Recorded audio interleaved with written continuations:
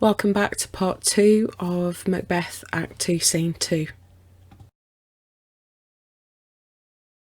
Okay, so let's get into our analysis of the language of the scene, and the first chunk we're going to look at is this section where Lady Macbeth is on her own on stage.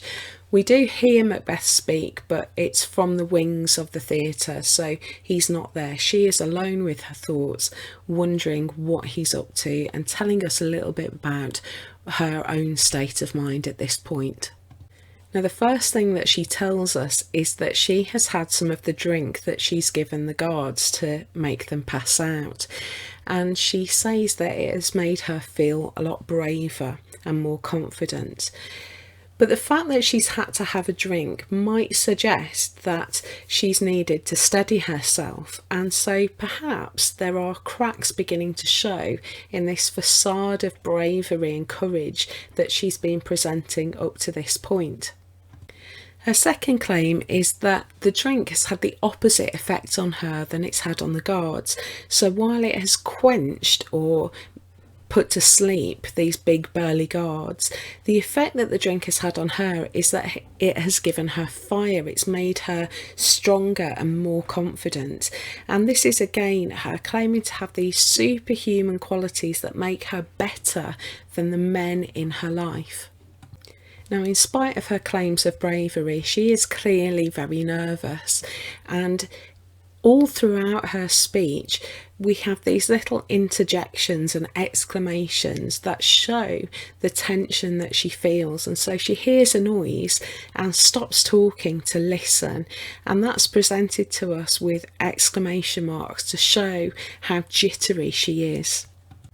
She tells us that the sound she heard was an owl, and so we've got these night animals appearing again in the narrative of this play as a reminder that this is happening in the dark. Remember, this would be performed on a stage with no lighting effects, and so all of the clues about the time of day and the movements and gestures of the characters are all hidden in the language. Now, she reflects on where Macbeth is, and she says hears about it, and this is quite significant because, like Macbeth, she doesn't name the deed. Neither of them are willing to say murder, and so again, although she presents as being very confident and brave, she seems to have some sensitivity about using the word murder. Remember, she's on her own, so she's not trying to impress anybody. This is her genuine thoughts and feelings delivered to the audience through her speech. Another sign that she's nervous is her going over the plan and what she's done to prepare the chamber for Macbeth to go in and kill Duncan, and she tells us what is happening off stage, and so even though we don't see the murder, she does fill us in on all the details of what Duncan's chamber looks like. Now, at this point we hear Macbeth speak from off stage, and he says, "Who's there? What ho?" And this is him showing his own tension. He's not even on stage yet, and we can see immediately that he is very highly strung, that he's very, very nervous. And again, like with Lady Macbeth, we've got lots of questions and exclamations to show the tension of the moment. Lady Macbeth's response to this shows that in spite of her boasts about being brave and confident, she is actually very afraid of being caught. The word alack at the beginning of this sentence is an expression of dismay. It's like, alas, oh no. She's frightened that the guards have woken up before Duncan's dead, and that will end all hope they have of getting away with murder. In the next line, she echoes the concerns that Macbeth raised in Act 1, Scene 7. If you remember, he asked her what will happen if we fail, and she was quite dismissive of that, saying, well, if we fail, but if you're brave enough, we won't fail.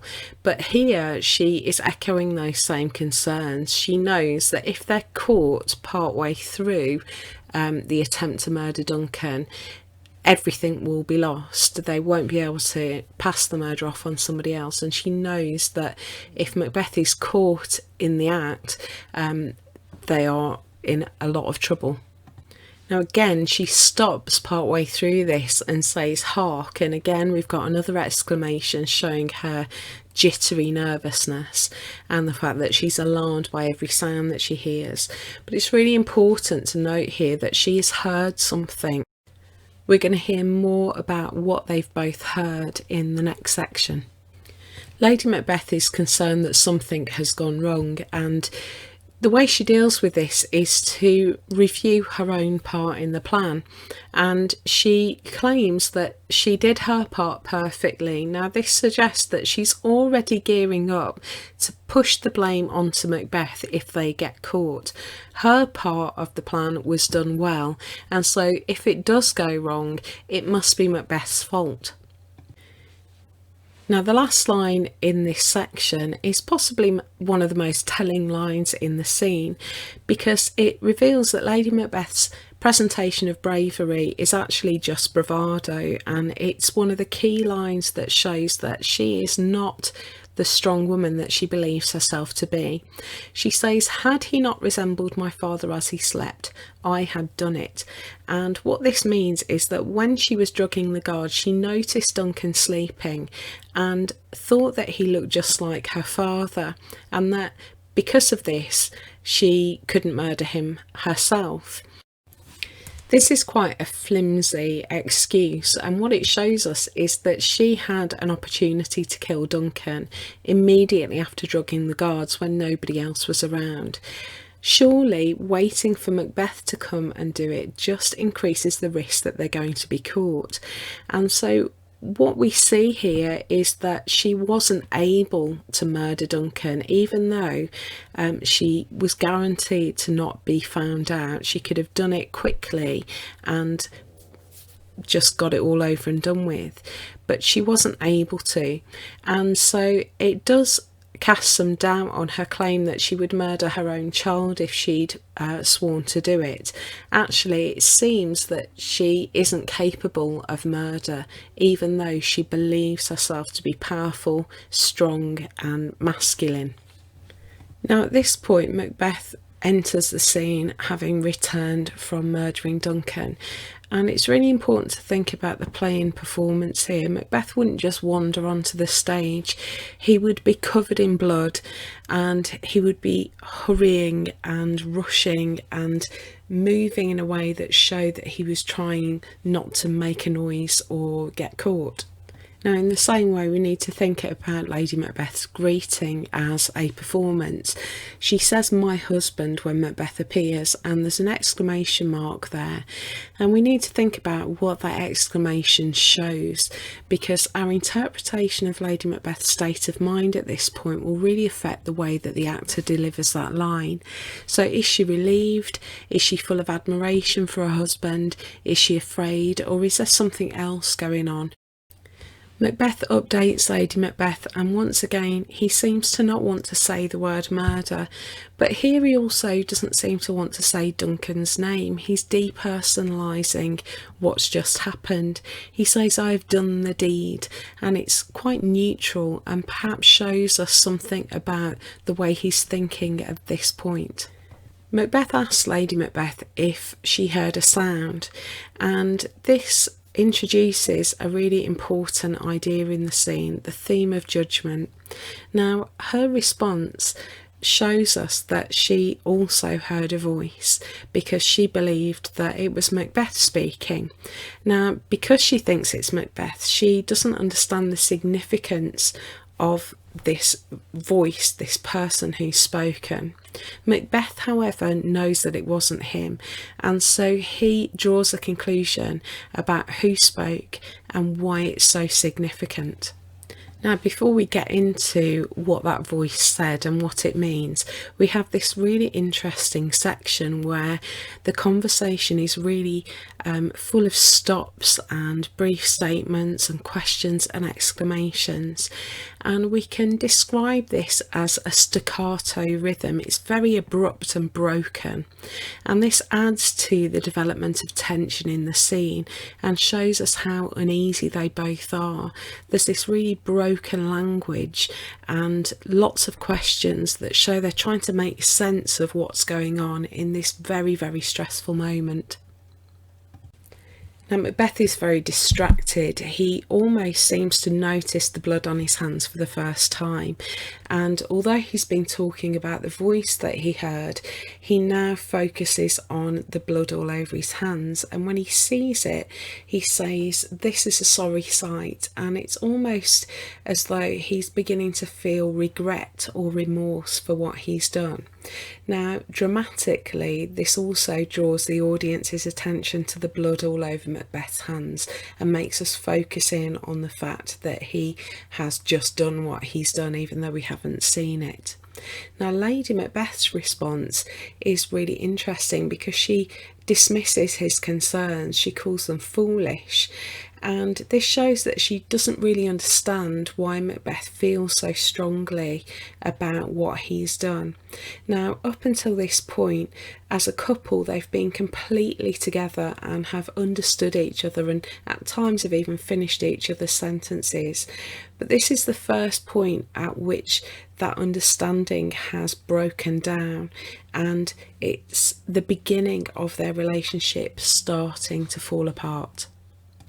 Now another important theme that's going to be introduced at this point is the theme of blood, and particularly blood on hands, and it's an important motif that comes up as the play develops. A motif is an image that keeps being repeated and it's symbolic of something, and here blood on hands is symbolic of guilt.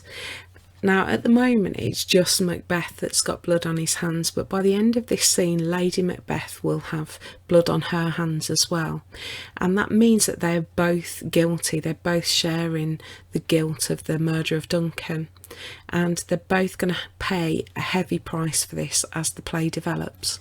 It's clear that Macbeth is finding it difficult to concentrate, and so at this moment he leaves looking at his hands and goes back to talking about what happened as he was killing Duncan.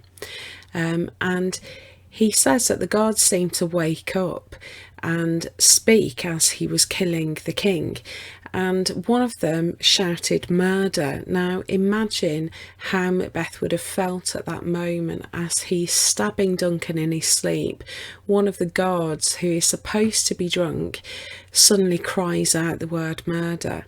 Now this shows that even though they are not understanding each other quite so well, they are very similar. Lady Macbeth was busy thinking of ways to blame Macbeth if it all went wrong, and here Macbeth is almost implying that Lady Macbeth didn't drug the guards properly, and so both of them are trying to find ways to blame the other if they get caught. From Macbeth's story we can see though that the guards didn't really fully wake. They sort of stirred, mumbled something, said something of a prayer and then went back to sleep. Macbeth tells us about what they prayed. One of the guards said God bless us and the other one said Amen, and this is quite a superstitious approach to prayer. It's almost like saying bless you if somebody sneezes. If somebody says God bless us, anybody else in earshot says Amen. The problem is though that Macbeth was unable to say the word Amen. He says that it's stuck in his throat, and he believes that this is significant. Once again Lady Macbeth just dismisses this and says don't think about it, and she again is showing that she doesn't really understand why he's so traumatised. I suppose as far as she's concerned they've succeeded. The king is dead, they haven't been caught, and Macbeth is going to be king now, and so she can't quite grasp why Macbeth is so bothered by what he's done. Macbeth can't leave it alone though, and asks again why he couldn't pronounce Amen. He can't work it out, and it shows us that he can't stop thinking about what's happened and the significance of it, and this inability to stay on one topic, the inability to interact normally with his wife, is the beginning of him becoming mentally unwell and quite unstable for the remainder of the play. But Lady Macbeth's last lines in this section is full of dramatic irony. She says, "These deeds must not be thought after these ways, so it will make us mad." She knows that if they dwell too long on the events of the murder, it will affect their minds in a really damaging way. And unknowingly, she's actually predicting what is going to happen to them both as a consequence of killing Duncan. And so we've got our third theme being introduced here, the theme of consequences. So it's time for some more work from you, and here's our second response task. How does Shakespeare create tension in this part of the scene? And you do need to take note of the fact that the focus of the question is on Shakespeare, not on the characters. And so you do need to be building into your answer lots of methods that the writer has used. This is all about how Shakespeare has crafted this scene. We're going to take another break, so this is the end of part 2. You need to watch part 3 to get the rest of the analysis of this scene and draw our conclusions about why it's so important.